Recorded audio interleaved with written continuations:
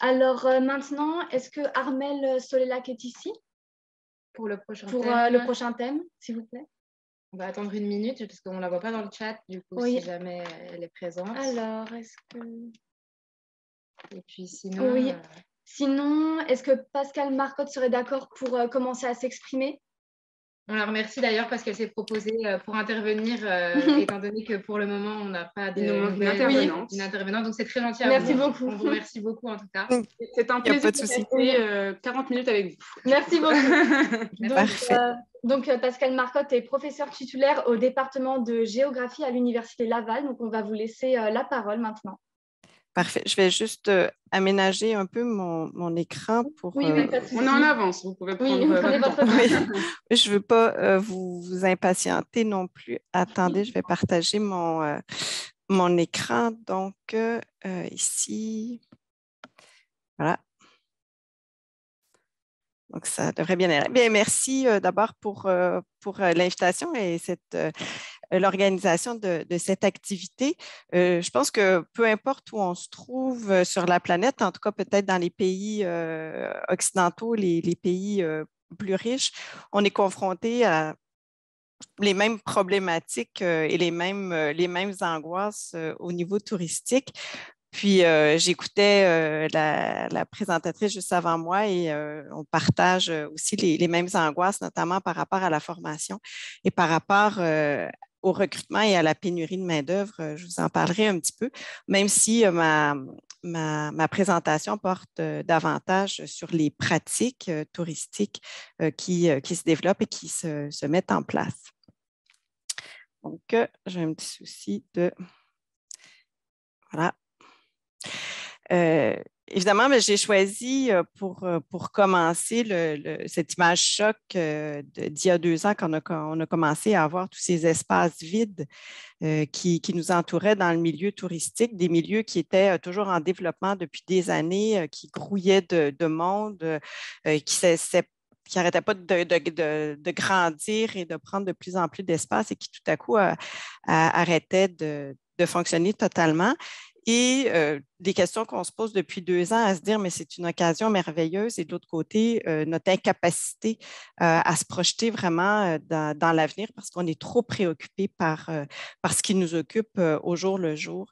Puis, quand on réfléchit puis on essaie de voir qu'est-ce qui va rester après la COVID dans les pratiques touristiques, on se dit, bien, il y a des choses quand même que l'on aimait, qu'on voudrait bien qu'il reste, cette exploration du monde, cette connaissance que nous permet d'acquérir les pratiques touristiques, que ce soit sur l'environnement, sur la culture, sur les autres communautés.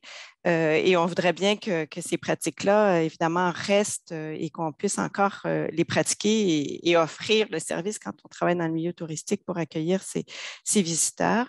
Il y a des choses que l'on aimait déjà plus, qui était aussi en place ces dernières années, surtout depuis les années 2010, même si on peut remonter là, même bien avant ça sur toutes ces critiques qu'on a fait sur le surtourisme et tout ça dont on s'est beaucoup préoccupé. Donc, on voudrait bien, on voulait déjà à cette époque-là que ça change. Il y avait plusieurs critiques qui étaient émises et on se pose donc cette question de qu'est-ce qu'il faudrait faire. Alors, on est pris entre ces ruptures et ces continuités, celles qu'on voudrait aussi bien arrêter que poursuivre. Et en même temps, on se dit, on est comme dans une espèce d'accélérateur à particules où les changements vont tellement quand même rapidement, même si on a parfois l'impression que le temps ne bouge pas. Donc, on est un peu tous pris dans ces espèces de limbes à avancer dans une urgence sans savoir vraiment ce qui va nous arriver. Au Québec, on s'est exercé à voir qu'est-ce qui pourrait bien arriver. Il y a la Charte Transat qui a réalisé une enquête auprès des Québécois pour savoir comment ils voyaient leur projet de voyage et de vacances pour l'année prochaine et les prochaines années. Et c'est tout à fait fascinant parce qu'on a beaucoup de difficultés à comparer avec le avant 2020. Alors, on regarde toujours les dernières données pour se comparer par rapport à 2020, à 2021, comme si tout à coup, toute notre notre monde se réduisait à ces 2 dernières années comme s'il n'y avait plus rien de ces années précédentes. Mais quand même, pour vous donner une image ou une idée surtout, puis vous me direz si c'est la même chose, si ça ressemble un petit peu à ce qui se passe en France. On a pour vous donner une idée donc des Québécois, comment ont-ils voyagé durant ces années de crise? Ceux qui ont séjourné 1 à 3 nuits, donc c'est vraiment pas beaucoup. Au cours de l'année 2020, on avait un peu plus de la moitié des répondants de cette enquête et ça a quand même passablement augmenté en 2021. Donc, on peut se rassurer, ça revenait pas à ce que c'était, mais ça a quand même augmenté passablement. Quand on regarde les séjours de plus de 13 nuits, ça peut soulever des questions. Donc, on est passé de 6 à 7 des répondants qui ont réalisé un séjour de plus de 13 nuits. Donc, quand on est dans le milieu touristique, ça pose aussi un ensemble de questions. On voit, et ça, on va en reparler tout à l'heure, ceux qui souhaitaient séjourner dans un milieu naturel durant leur séjour estival, pas qu'estival, mais de vacances, 30 en 2020 et une réduction en 2021 qui semble importante, mais on va vraiment en reparler tout à l'heure.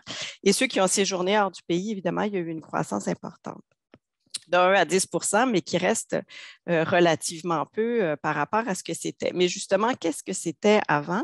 C'est un peu la question qu'on essaye de se poser et de se replonger dans ce que c'était avant.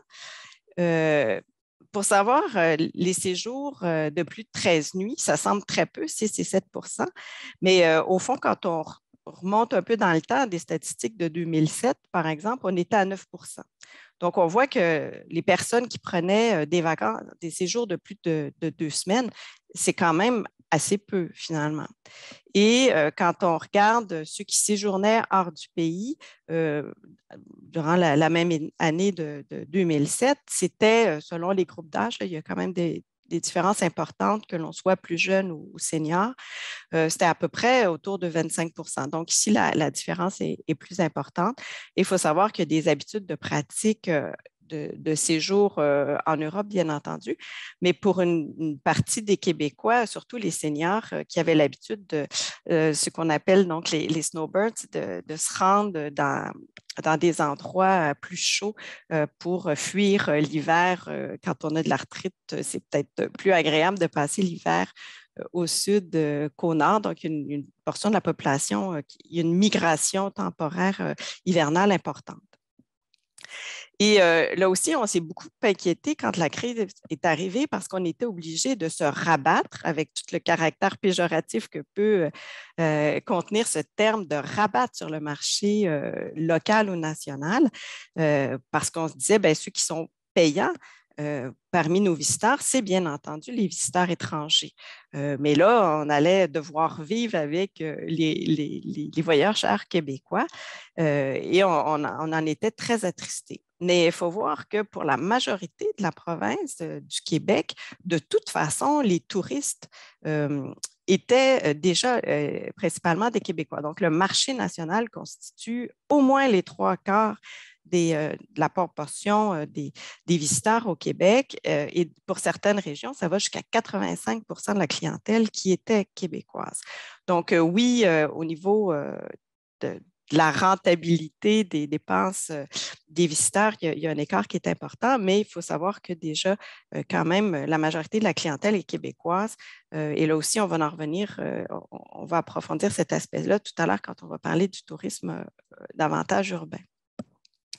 Et ce que ça nous amène aussi à réfléchir, ces petits chiffres-là, et là aussi, j'ai essayé de remonter un peu dans le temps pour des statistiques, c'est que de façon générale, en Amérique, un petit peu moins au Canada, mais par rapport à nos voisins du Sud, il y a déjà 58 des Québécois qui ne prennent pas totalement leurs vacances. Totalement, qu'est-ce que ça veut dire? Ça veut dire que soit que les gens prennent des vacances plus courtes ou qu'ils continuent à travailler durant leurs vacances. Donc là aussi, ça nous rappelle toute la transformation de nos habitudes de vie ou l'hybridation là, entre le tourisme le temps du loisir et le temps des vacances. Donc, il faut voir qu'au Québec, la moyenne de nombre de jours de vacances est de 19 jours et que la majorité, donc, ne prend pas ces 19 jours de vacances. Donc, ça, c'est un aspect aussi qu'on peut continuer à réfléchir dans le post-COVID. Est-ce qu'on va rester aussi fan du travail? C'est une grande question qui se pose. Et qu'il y a, selon des tranches d'âge, évidemment, et là, je pense que c'est peut-être des statistiques aussi qui ressemblent à ce que vous avez en France. Selon les tranches d'âge, il y a la moitié de la population qui ne voyage pas. Donc, on reste quand même dans ces eaux-là pour savoir qui voyage, comment on voyage et évidemment, qui va continuer à voyager pour la suite. J'ai séparé peut-être les réflexions sur les pratiques en deux grandes parties. D'une part, sur ce qu'on pourrait intégrer ou regrouper sous le terme de tourisme de nature, puis le tourisme urbain. Le tourisme de nature qui était, comme là aussi chez vous, en croissance importante ces dernières années pour un ensemble de raisons, notamment la diversification des lieux de pratiques, mais aussi des pratiques elles-mêmes. L'industrie du loisir, l'industrie du sport est très imaginative pour nous faire bouger. Et on a vu aussi vraiment plusieurs milieux, aussi bien privés que publics, qui accueillent maintenant des visiteurs. Donc, c'était vraiment, il y a un éclatement et une croissance qui a été très importante ces dernières années. On peut penser avec le vélo de montagne, avec des coopératives qui se sont mises en place pour accueillir les visiteurs, à tous les pratiquants qui décident de devenir finalement des travailleurs, ce qu'on appelle de style de vie, c'est-à-dire que quand on est tellement passionné par notre activité de loisir ou sportif qu'on décide d'en faire une carrière et d'en vivre, d'avoir une entreprise avec ça. Donc ça, c'est un élément qui était très important dans la croissance de l'offre de tourisme de nature. Et au Québec aussi, de façon particulière, c'est une des principales images qu'on met de l'avant, ces grands territoires naturels. Et je dirais que ça fait aussi partie de notre représentation de nous-mêmes, de penser qu'on vit dans des territoires qui sont très, très grands. Et durant la COVID, ça a été un choc de voir tous ces débordements dans les milieux naturels et d'être obligé de se dire, bien, finalement, le surtourisme n'est pas que dans le milieu urbain, mais est aussi dans le milieu naturel. Et c'était quelque chose qui, pour les Québécois, était absolument invraisemblable parce qu'on a justement en tête ces immenses territoires où, quand on allait marcher, on rencontrait presque personne.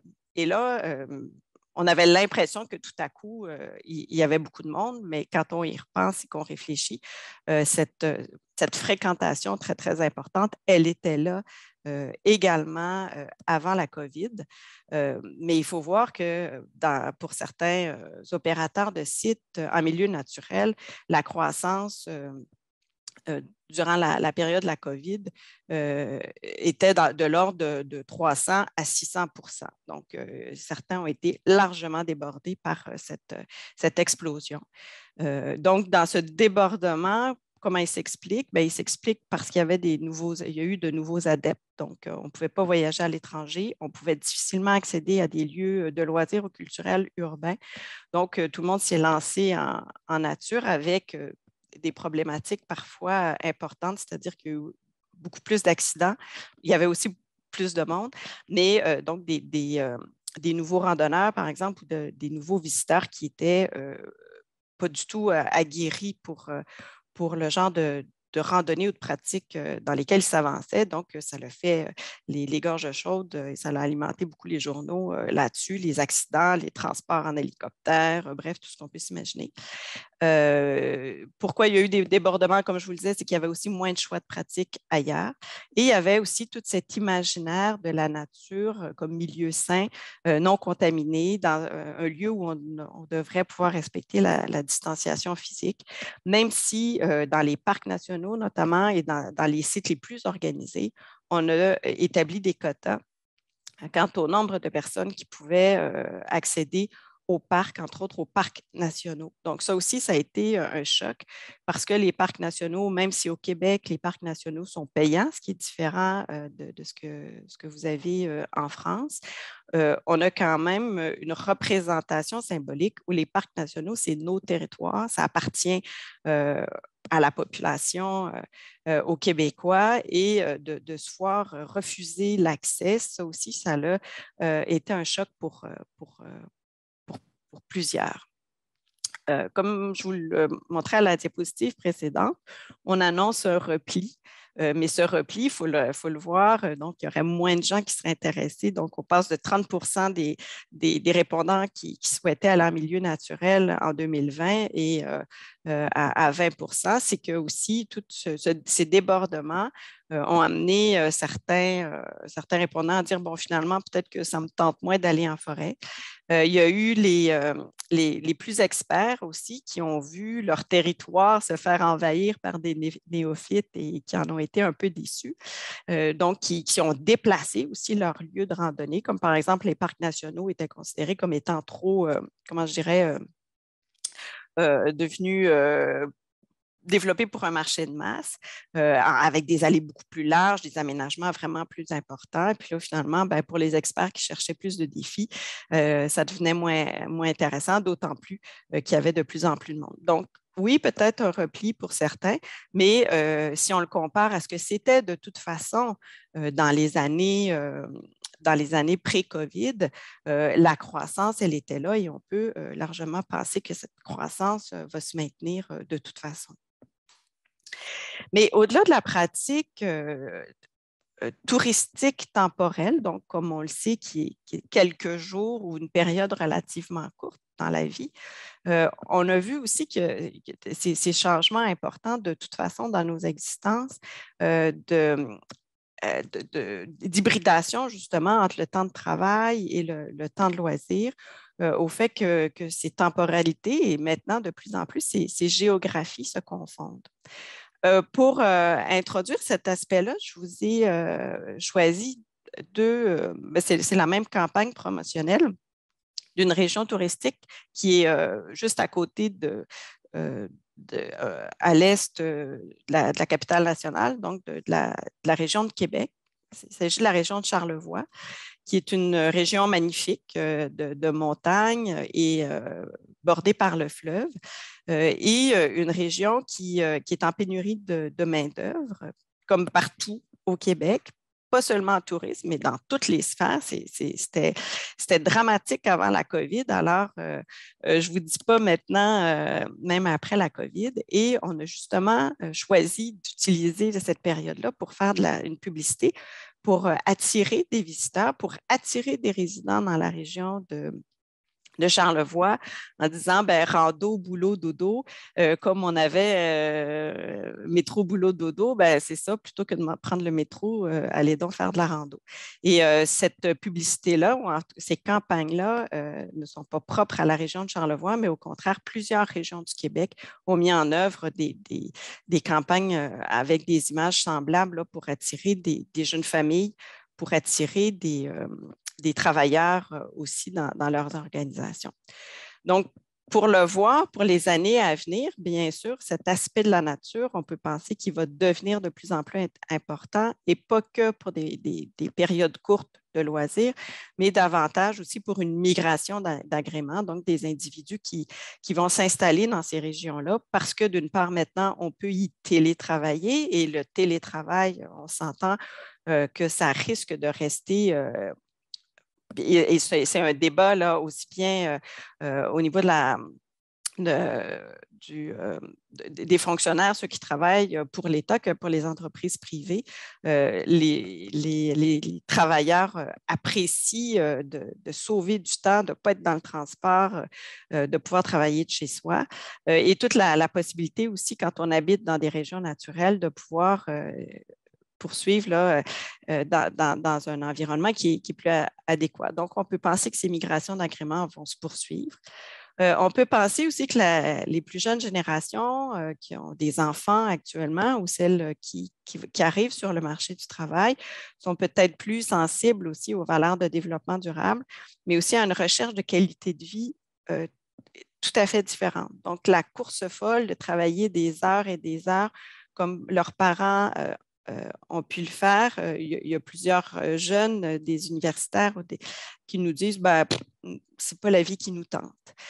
Donc, déjà, on le voit, la réduction de la valeur du travail est déjà présente et elle aussi éclatée, comme je vous disais, la COVID comme accélérateur de particules et qui a amené à la grande démission dans toutes sortes de sphères et pour toutes sortes de catégories d'âge. On a vu beaucoup de personnes près de la retraite, mais quand même pas si proches non plus, qui décidaient de ne pas retourner sur le marché du travail, des jeunes qui n'en ont pas tellement envie et de tous ceux qui se disent oui, je vais aller travailler, mais ce n'est pas vrai que comme je vous le disais, que je vais travailler autant que mes parents. Donc, c'est une recherche de milieu de vie qui est très différente et on peut penser qu'évidemment, ça va influencer sur le type de loisir qu'on va faire. Ça risque d'être un loisir et plus que du tourisme. Donc, des activités impactées, on va rechercher de la proximité, donc justement rando, boulot, dodo, une fréquence accrue et non pas de vivre pleinement pendant quelques jours ou quelques semaines par année, mais d'avoir cette qualité de vie, d'intégrer davantage les loisirs davantage au quotidien. Et aussi, avec cette réflexion qu'on voit que cette notion de nature ou de campagne s'urbanise grandement et apparaît là aussi un ensemble de conflits d'usage, de perception, des néo-ruraux qui arrivent en campagne, mais qui voudraient quand même avoir tous les services de la ville et une habitude, par exemple, de faire ses achats en ligne, qu'on a dû faire durant la COVID, mais qui comme une économie qui se superpose à l'économie qui est souvent présente dans les régions, mais qui ne s'intègre pas encore. Donc, il y a vraiment des habitudes de consommation qui sont différentes. Et pour illustrer comment ce déplacement est très important au Québec, mais qui, lui aussi, n'est pas arrivé en mars 2020, mais qui est une tendance qui était là avant. Je vous présente des tableaux qui ont été faits par l'Institut de la statistique du Québec sur les migrations interrégionales au Québec. Et le début des statistiques, c'est à partir de 2014 jusqu'en 2021-2022. Et en haut à gauche, qui est entouré en rouge, vous avez la décroissance de la région de Montréal, qui est la région la plus populeuse du Québec. Presque la moitié de la population se retrouve à Montréal. Et une croissance là, de 3 au moins depuis les 5 dernières années. Par opposition à d'autres régions qui sont au nord et au nord-est de Montréal, la région de la Naudière et la région des Laurentides, qui ont cru de façon importante. Ce sont des régions qui sont assez urbanisées, mais qui sont vraiment des régions de loisirs. Et c'est la même chose pour la région de l'Estrie, qui est une région comme les Laurentides montagneuse, où on a accès à la nature très, très rapidement. Des régions de villégiature historique, mais qui, ces dernières années, ont vu leur population croître de façon extrêmement importante avec une urbanisation conséquente. Même des régions plus éloignées comme la Gaspésie, les îles de la Madeleine, qui étaient en déficit populationnels depuis presque 100 ans, qui ont vu une croissance de leurs résidents de ces dernières années et des régions, même des régions très difficiles comme la Côte-Nord, qui elle aussi est toujours dans une posture négative, mais on voit que ça se réduit. Donc, on est même prêt à aller habiter à ce qui nous apparaissait pour la plupart des urbains ou ceux qui habitaient dans le cœur du Québec, comme presque le bout du monde. Donc, nos imaginaires ont changé, notre qualité de vie a changé et ça va évidemment changer aussi notre relation, je pense, au tourisme comme tel. Quant au tourisme urbain, là aussi, on le voyait avant même la COVID, mais ça a éclaté encore plus, l'essoufflement de l'économie culturelle qui animait les villes.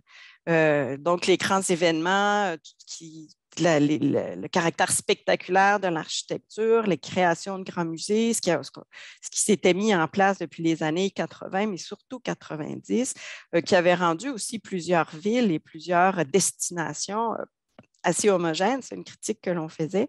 Ça s'essoufflait. Tout à l'heure, je vous parlais de surtourisme. Là aussi, ça l'a amené quelques réflexions, même si la tendance est importante. On a vu aussi une tendance inverse de commencer à réfléchir, est-ce que c'est vraiment la vie qu'on peut avoir? Et on a vu surtout les résidents se préoccuper de plus en plus de l'essor de leur ville. Ici, dans le Vieux-Québec, les résidents du Vieux-Québec sont mobilisés depuis les années 70. Ce n'est vraiment pas quelque chose qui est récent.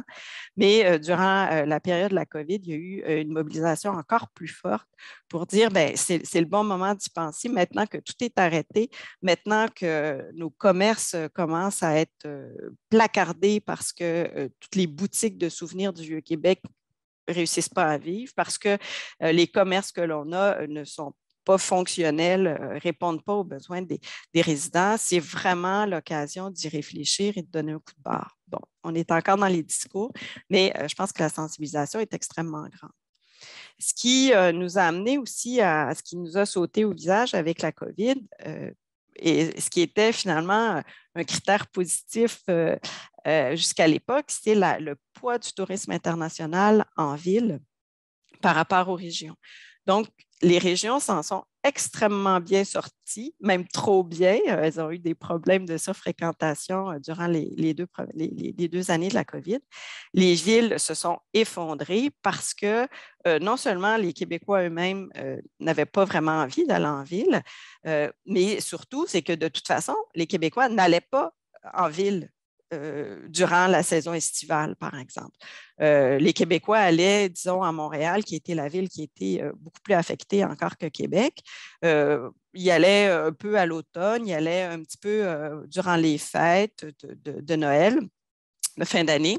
Mais l'été, les Québécois ne fréquentaient pas la ville, laissaient cette ville-là aux visiteurs internationaux. Donc, évidemment, quand les frontières ont été fermées, eh bien, la région de Montréal a perdu toute sa clientèle ou à peu près.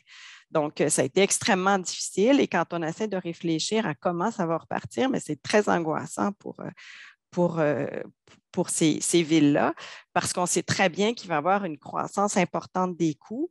Je pense que vous vivez, comme ici en Amérique, une inflation importante. La pénurie de main-d'œuvre qui est là aussi extrêmement importante et on commence à voir afficher des postes pour une main-d'œuvre de première ligne qu'on appelle donc d'emploi peu spécialisé. Les salaires ont augmenté juste depuis ces derniers mois de 30 à 40 pour ces employés-là et malgré ces offres plus généreuses, on peine à trouver du personnel pour venir travailler dans le milieu touristique. C'était aussi des métiers qui auparavant n'étaient pas nécessairement et toujours valorisés. C'était des métiers qui n'étaient pas tellement payés. Alors, on comprend que ces personnes-là sont parties ailleurs, que certaines personnes ont démissionné quand je parlais de la grande démission. Donc, ils disaient, j'ai pas envie de vivre au travail dans un milieu étrange avec les contraintes sanitaires. C'était quand même assez difficile, mais il y a eu vraiment toute cette déstructuration du marché de l'emploi qui fait que nécessairement, il va y avoir des coûts pour le visiteur. Le visiteur aussi, voyager durant la COVID, c'était pas agréable, là, il faut bien se le dire. Non seulement on avait les consignes de sécurité qui, ces dernières années, étaient toujours plus importantes, mais quand on ajoute les consignes sanitaires, c'était quelque chose. Et là aussi, c'était intéressant de voir les différences nationales. Tout à l'heure, je vous disais qu'on vivait toutes les mêmes choses, mais il y a des points où c'est encore très différent. Au Québec et au Canada, bien, vous l'avez peut-être vu et vous avez failli l'entendre tout à l'heure parce qu'on avait les manifestations. Moi, je suis à Québec et on a la manifestation des camionneurs. Je ne sais pas si vous avez entendu parler de ça dans les médias. Mais donc, vous auriez pu entendre là, les camionneurs, les klaxons tout à l'heure. Mais mais bref, on est encore extrêmement contraints et c'est très drôle parce que je voyais les organisatrices, vous êtes toutes les quatre, une à côté de l'autre, sans masque, alors que nous, on est encore avec nos masques, notre 2 mètres de distance et encore, je dirais, dans presque la psychose, malgré le taux de vaccination extrêmement élevé de la population. Mais bref, on est encore très, très ancré dans nos mesures sanitaires. Et autre élément qui fait que le tourisme international ou le tourisme aussi urbain va peut-être être plus frileux à redémarrer, c'est bien entendu toutes les déceptions, on annule, on repart, on reconfine, on déconfine. On est resté, oui, il y a beaucoup de résilience en même temps des visiteurs, mais il y a aussi une envie en fait, d'éviter ce jeu de yo-yo, on s'organise, on se désorganise, on y va plus, ce qui fait qu'il y a plusieurs personnes qui ont décidé d'investir davantage dans leur qualité de vie ou dans l'aménagement de leur maison. On a vu les achats de piscines, les constructions de terrasses, tout l'aménagement du chez-soi prendre beaucoup plus d'espace. Bien entendu aussi, en tourisme urbain, il y a le rôle du tourisme d'affaires qui est extrêmement important et qui, lui aussi, a subi un choc, mais un choc qui avait commencé quand même à s'installer là aussi avant la COVID, avec les exigences de réduire les coûts de déplacement, les exigences d'être plus vert aussi, donc de réduire les émissions de carbone, avec la technologie qui, comme aujourd'hui, nous permet très, très facilement de nous rencontrer où que l'on soit, qui est très, très intégrée maintenant dans nos vies à tous et on trouve ça pratique, et à des technologies aussi qui nous permettent de sauver du temps. Et ça aussi, comme je vous le disais tout à l'heure, il y a comme une pression. Pardon, je suis un peu perturbée puisque je vois des lignes qui apparaissent soudain sur mon écran. Donc, une pression du temps qui a été qu'on subissait avant. Et il y a plusieurs personnes, plusieurs travailleurs aussi de tourisme d'affaires qui se disent j'ai peut-être plus envie. Pourquoi je vais perdre tant de temps justement dans les aéroports, dans les gares, à me déplacer en voiture, alors qu'on peut le régler plus facilement. Et les 2 heures que je gagne à me déplacer, mais je peux m'occuper de ma famille, de mes enfants, de ma santé. Je peux aller faire du sport, faire ma rando, boulot, dodo. Et je pense aussi de façon plus générale d'essayer de redonner du sens à la ville, d'en refaire un milieu de vie et pas seulement un milieu touristique ou un milieu de mise en scène. Les résidents le demandent pour les lieux très touristiques. Pour ceux qui ont la capacité d'être mobiles, vous l'avez vu à la diapositive précédente, commençaient déjà à quitter la ville parce qu'elles trouvaient qu'elle était étouffante, qu'elle était stressante, qu'elle était polluée de toutes sortes de façons et on avait envie d'avoir autre chose. Et ce qu'on voit maintenant, c'est que ceux qui restent en ville, c'est ceux qui n'ont pas les moyens de la mobilité et ça pose aussi tout un ensemble d'autres questions. Même dans les grandes villes, on voyait que dans les quartiers plus touristiques ou dans les centres-villes, le soir, il n'y avait plus de vie. De toute façon. Et quand on allait dans les hôtels au centre-ville, notamment les week-ends ou en soirée, il y avait plus de restaurants, les quartiers étaient vides. Donc, oui, le jour, il y avait beaucoup de vie, mais le soir, il n'y avait déjà plus rien. Donc, si on veut aussi faire revenir le tourisme urbain, il va falloir d'abord qu'on ait aussi une vie en ville qui soit intéressante pour les résidents et pour ces visiteurs-là. Alors, peut-être que ça nous amène aussi à repenser au tourisme. Est-ce que le tourisme devrait redevenir un privilège comme il l'a déjà été? Pas au sens de privilège pour les privilégiés, pour ceux qui ont les moyens de la mobilité, parce qu'eux ont les moyens d'y aller et ils vont bouger. On le voit, ils bougent déjà, ils se déplacent, ils vont dans des secteurs, dans des régions, dans d'autres endroits où il y a des aménités intéressantes pour la mobilité d'agrément.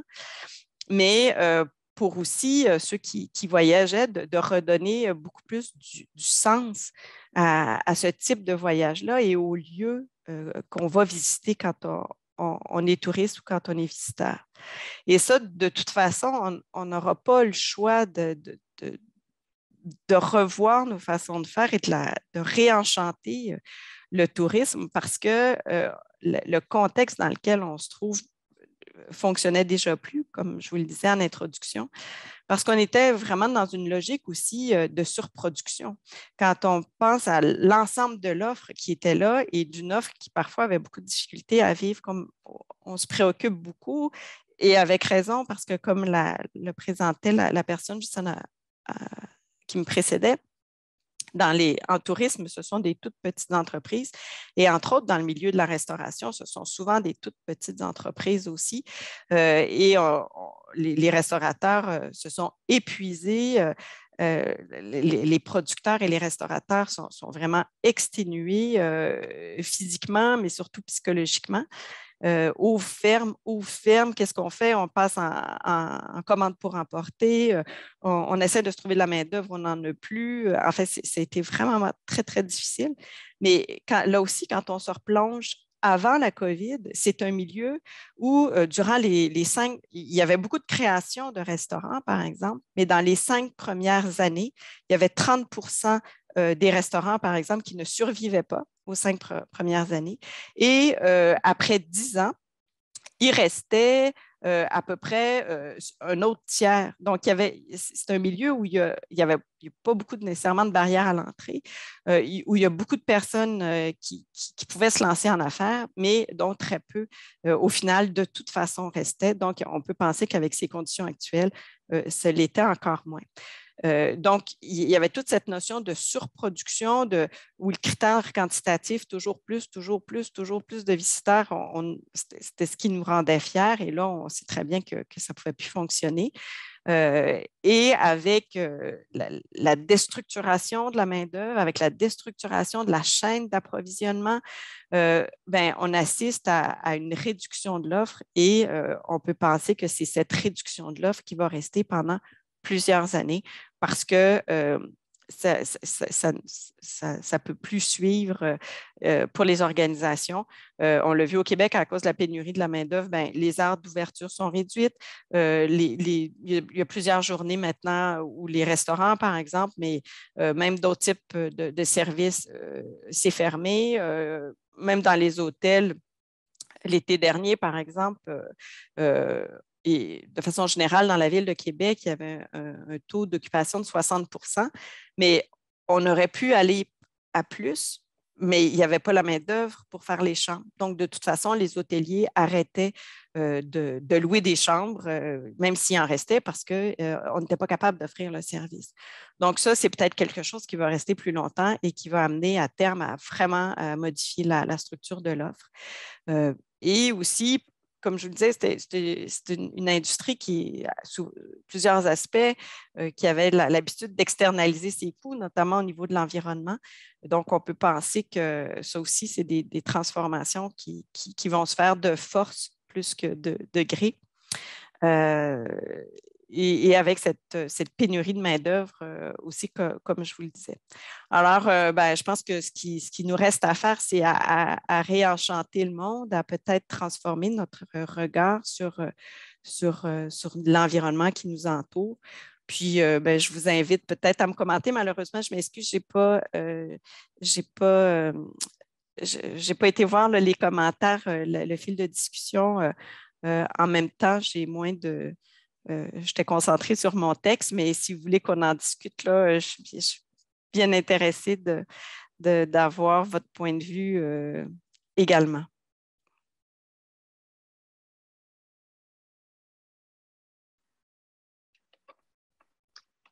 Alors, merci beaucoup pour votre intervention. Est-ce que vous avez des questions? Est-ce que quelqu'un a des questions dans le chat? Non. Eh bien, est-ce que vous pouvez nous parler un petit peu de votre expérience personnelle au Québec, s'il vous plaît, et de votre parcours? De quel... par rapport à... De votre parcours scolaire, professionnel, comment vous en êtes là? Oui, j'ai comme parcours scolaire, j'ai étudié dans le milieu en gestion du tourisme au départ, puis j'ai une maîtrise et un doctorat en sociologie et un postdoctorat en marketing sur le comportement du consommateur. Parce que je trouve qu'en tourisme, c'est cet aspect qui m'intéressait, justement des pratiques que l'on peut étudier d'un point de vue sociologique, ce que j'ai fait, mais aussi d'un point de vue davantage de marketing. Je suis maintenant professeure dans le milieu depuis presque 20 ans. J'ai été professeure à l'Université du Québec à Trois-Rivières dans un domaine en loisirs, culture et tourisme et maintenant à l'Université Laval depuis 7 ans et directrice aussi du certificat en tourisme.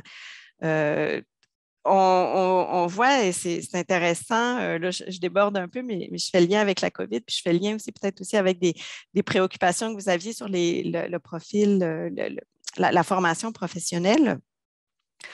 Euh, euh, on analysait parce que, bon, depuis ces dernières années, et pas juste à l'université ou pour le programme que je dirige, mais aussi dans les autres, ce qu'on appelle chez nous les cégeps ou les collèges, qui sont le niveau de formation un peu comme les BTS chez vous ou première année de licence, donc des emplois de formation beaucoup plus techniques. Depuis les dernières années, là aussi, on avait beaucoup de difficultés à recruter. D'ailleurs, c'est intéressant parce qu'il y a plusieurs collèges qui offraient de la formation en tourisme, en restauration et en hôtellerie, qui possèdent également soit des hôtels ou des restaurants écoles, finalement, où on invite les étudiants à venir travailler pour acquérir de l'expérience. Et plusieurs ont dû fermer ces dernières années parce qu'il y avait eux-mêmes même pas assez d'étudiants pour faire vivre leur propre restaurant-école ou hôtel-école. Donc, vous voyez, cette difficulté de pénurie de main-d'œuvre, elle est très importante. Et le certificat que je dirige, il est associé à la faculté de foresterie, géographie et géomatique. Et évidemment, on rencontre nos collègues en foresterie. Et il y a quelques années, au Québec, on a eu un grand choc sur la façon dont les forêts étaient traitées ou dont les coupes forestières étaient faites. Il y a eu vraiment un documentaire qui a causé une rupture là, vraiment dans notre imaginaire par rapport à la forêt, cet imaginaire dont je vous parlais tout à l'heure. Et il y a eu une dévastation au niveau des inscriptions en foresterie parce qu'il y a eu un désamour en disant, mais moi, je n'irai pas travailler dans une industrie qui abîme autant la nature. Et il y a eu encore quelques années avant le même désamour pour l'industrie en agriculture parce que quand il y a eu tous les phénomènes de vaches folles, d'OGM et tout ça, là aussi, les jeunes se disaient, moi, je n'irai pas me former dans une industrie aussi polluante et tout ça. Alors que autant en tourisme, on a de la difficulté depuis les 4-5 dernières années, mais même un petit peu avant ça.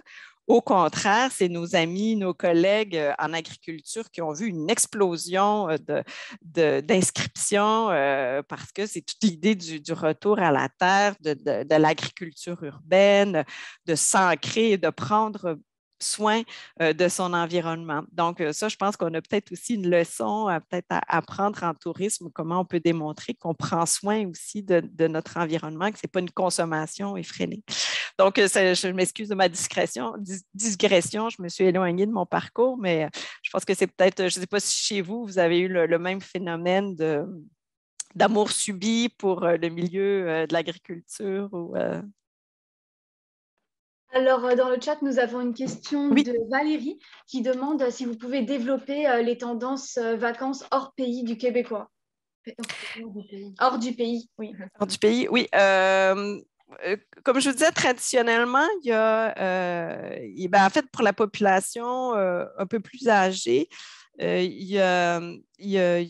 vraiment là, ce qu'on appelle les snowbirds, une installation, c'est une migration temporaire et ça touche quand même, je n'ai pas les chiffres en tête, je m'excuse, mais c'est un phénomène qui est là depuis très, très longtemps. Il y a des quartiers complets en Floride où on parle français parce que c'est les Québécois qui y sont installés, tout ça. Il y a beaucoup de personnes qui ont des résidences secondaires et ou qui vont s'installer, qui partent avec leur caravane et qui vont s'installer de façon temporaire durant l'hiver dans le sud et qui remontent au nord. Donc, ça, c'est une pratique qui est là depuis très longtemps. Sinon, je dirais que chez le groupe d'âge, disons plutôt adultes, c'est plutôt l'Europe, c'est vers l'Europe. Traditionnellement, beaucoup en France, mais là aussi, ça s'est beaucoup élargi. Et comme les tendances aussi internationales, ces dernières années avant la COVID, il y avait une diversification beaucoup plus grande des séjours en Asie ou de façon générale en Europe élargie, pas juste la France, l'Italie ou l'Espagne, même si ça reste souvent des lieux je dirais presque traditionnels, parce que là aussi, il y a beaucoup de... il y a des échanges culturels, mais il y a aussi, on a une immigration assez importante française. Et là aussi, ça fait qu'il y a des échanges familiaux de Français qui retournent en France durant les périodes de vacances, mais aussi de couples qui se forment franco-québécois et qui amènent aussi un développement, en fait, un réseau ou une façon de voyager qui est influencé aussi par ces relations familiales aussi. Je ne sais pas si ça peut un peu répondre là. Puis là aussi, ça reste très marqué par la saisonnalité, évidemment, par les vacances, même si les retraités continuent ont plus de choix, voyagent plus l'hiver pour aller au sud, mais il reste que quand même la période, la saisonnalité, puis le fait que les personnes, même plus âgées, veulent voyager avec leur famille ou aller voir leur famille, et donc qui se retrouvent de toute façon structurés par le calendrier scolaire.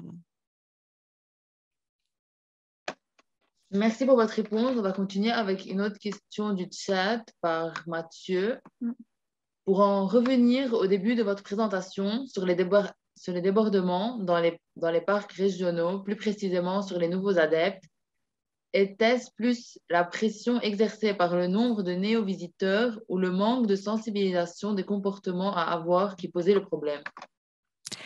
C'est la question qu'on se pose toujours. Est-ce que c'est parce qu'on informe peu ou est-ce qu'on informe mal, donc on ne sensibilise pas suffisamment?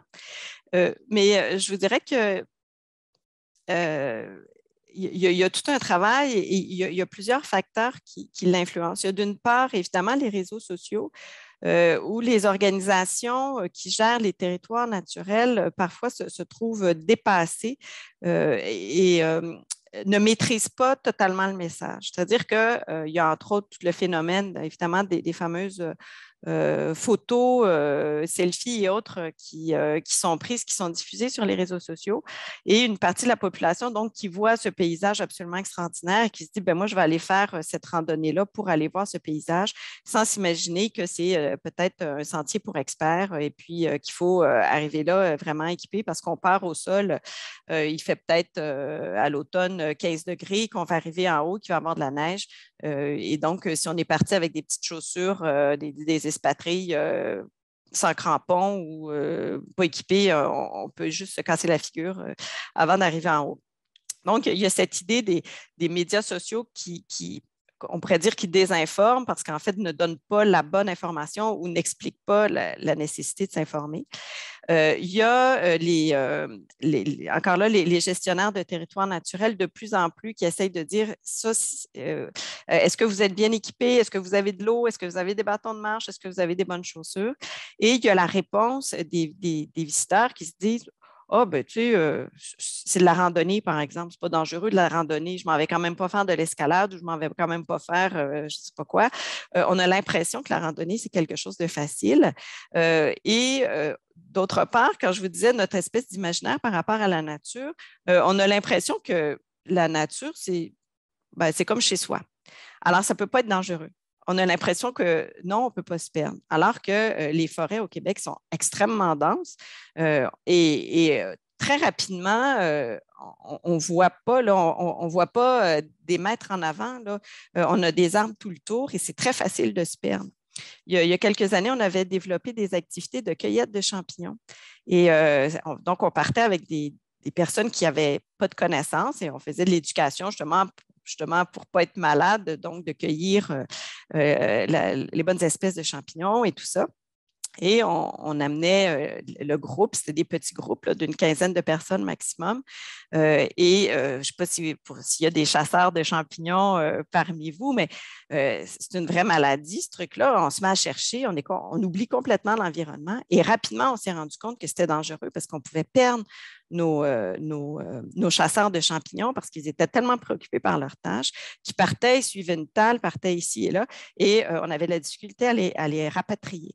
Donc, c'est très facile de se perdre en forêt au Québec, mais une partie de la population ne se rend pas compte de ça. Donc, pour revenir à la question de Mathieu, il y a, oui, des éléments externes qui font qu'on a l'impression que ces lieux-là sont très facilement accessibles. Il y a la difficulté à expliquer quand on dit c'est un parcours pour experts. C'est quoi être expert quand on pense qu'on s'en va juste marcher en forêt, alors que ce n'est pas que marcher en forêt. Et il y a d'autre part cette idée que c'est un environnement que naturellement on maîtriserait parce que ça fait partie de nos codes culturels, alors que non, c'est vraiment pas le cas. Merci beaucoup. On a également une autre question dans le chat. Donc, selon vous, face au changement de pratiques constatés dans le secteur du tourisme, comment les écoles qui offrent des formations peuvent-elles adapter leur formation pour que les professionnels puissent être préparés à ces changements? C'est une question parce que nous aussi, on est comme formateurs.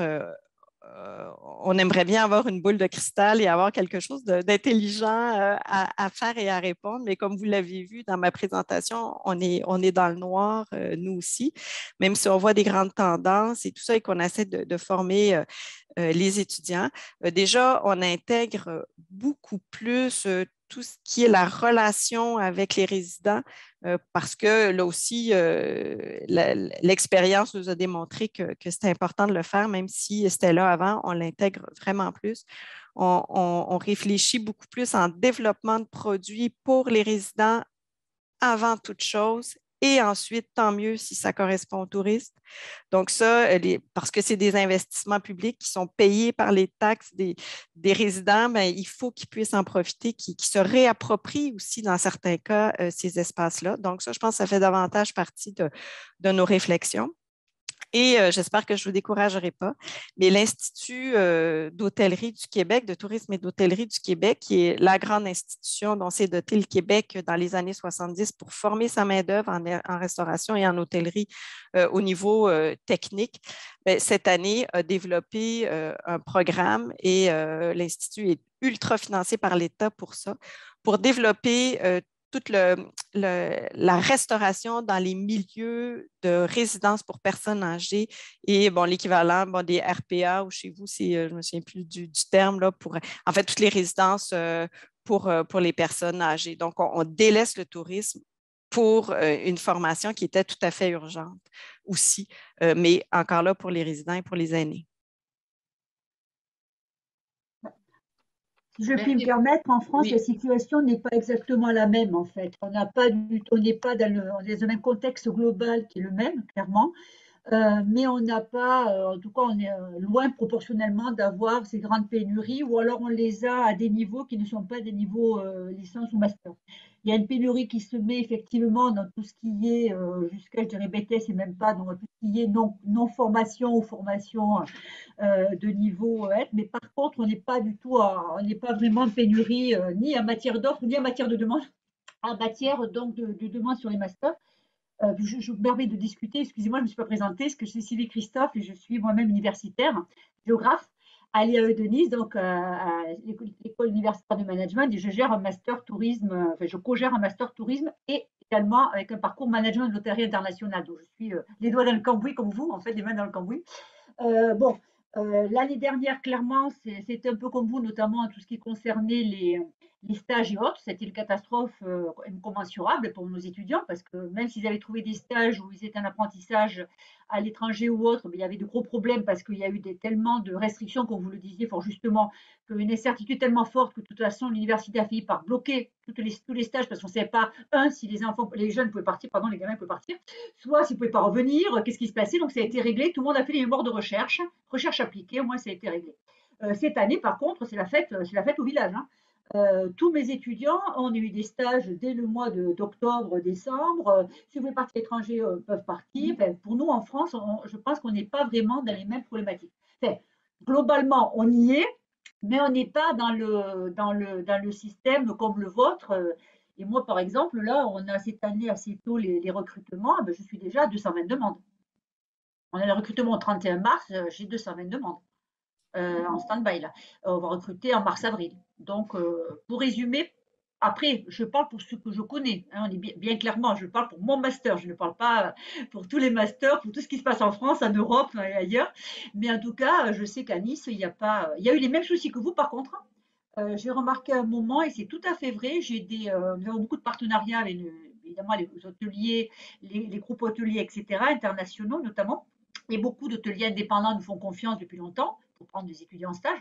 Et je sais qu'au moins un hôtel, certains plus, hein, mais au moins parce que je connais bien le propriétaire, un hôtel n'a pas pu ouvrir cet été constamment, en tout cas une saison telle qu'il l'aurait voulu, surtout commencer assez tôt, parce qu'il était par contre en manque de personnel, je vous rejoins, mais c'était vraiment sur ce que vous disiez tout à l'heure, je suis absolument d'accord avec vous, tout ce qui était les femmes de chambre, tout ce qui était le housekeeping de façon générale, certains un peu moins de réception, mais c'est arrivé également.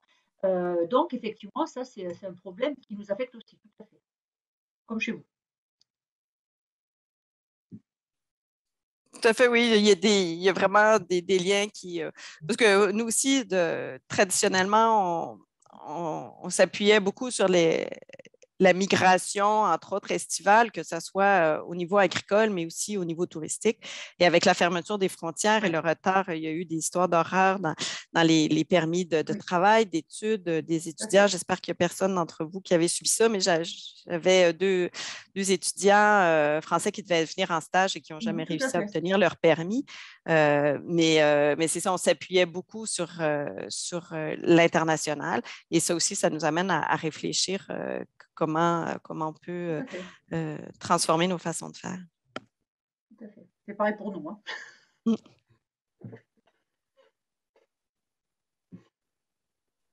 Merci. Nous avons encore une question dans le chat qui est face au changement du comportement touristique, pensez-vous que les grands groupes hôteliers internationaux vont décroître au profit de petites structures hôtelières type chambres d'hôtes situées hors des villes?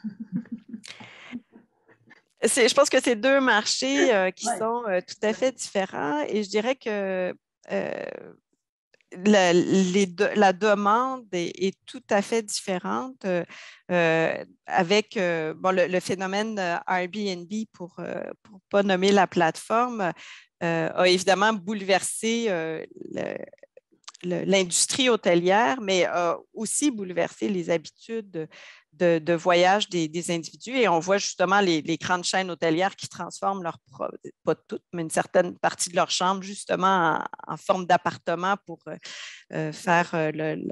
pour offrir la cuisine, la petite cuisinette, ou en tout cas une certaine autonomie aux visiteurs.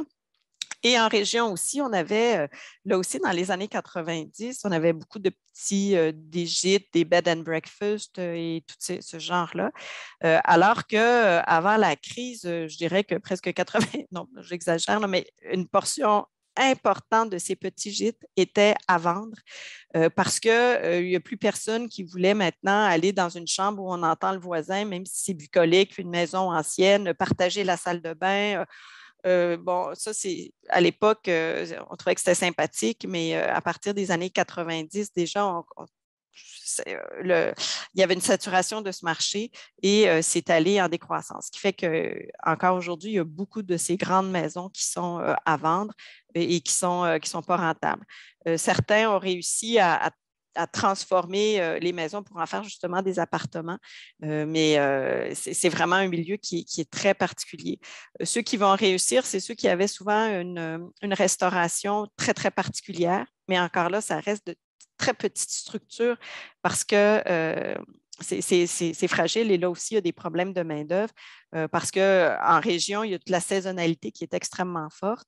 Et quand la réputation de l'établissement s'appuie sur un chef ou sur la cuisine et que ce chef-là, il faut le garder à l'année, quand on n'est pas capable d'offrir des contrats à l'année, ben, le chef va préférer aller travailler dans un milieu urbain où il va pouvoir justement avoir un emploi à temps plein.